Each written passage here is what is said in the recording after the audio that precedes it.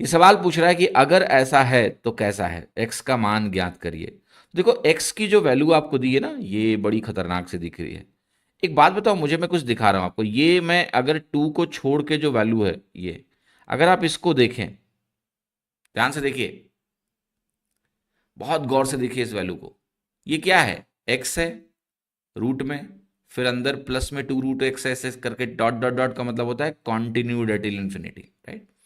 तो जब आप सिर्फ इतना देखोगे तो क्या ये भी x ही है भाई? अगर ये एक्सप्रेशन x के बराबर है, ठीक है, तो अगर मैं इसको देखूं ऐसे अलग से ले जाके देखो, इंफिनिटी तक अगर ये जा रहा है तो ये भी तो x ही हुआ, हुआ कि नहीं हुआ? तो एक तरह से आप कह रहे हो कि x plus 2x is equal to x, ये एक्सप्रेशन भी x के ही बराबर है, बिकॉज अगर आप x को यहां से देख रहे हो और आप अंदर से देखो तो एक ही बात है, एक ही जैसा दिखेगा। अब स्क्वायर करोगे तो आपको मिलेगा 3x is equal to x square, तो यहां से x की वैल्यू क्या आ गई, 3। What is the value of x, 3। But एक चीज और ध्यान रखना, यहाँ x की वैल्यू सिर्फ 3 नहीं है। जब एक्स स्क्वायर 3x होता है और तुम x को ऐसे उड़ा देते हो, तो आपको पता है आपने एक रूट ही गायब कर दिया, ये एक क्वाड्रेटिक इक्वेशन थी।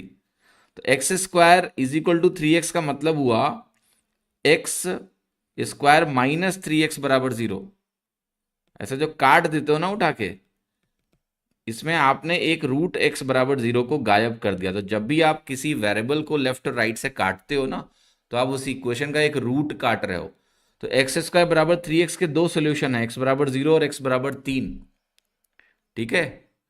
अगर मैं इस सवाल में आपसे ये पूछ लूं कि भैया बताओ इसके नंबर ऑफ सॉल्यूशंस कितने हैं,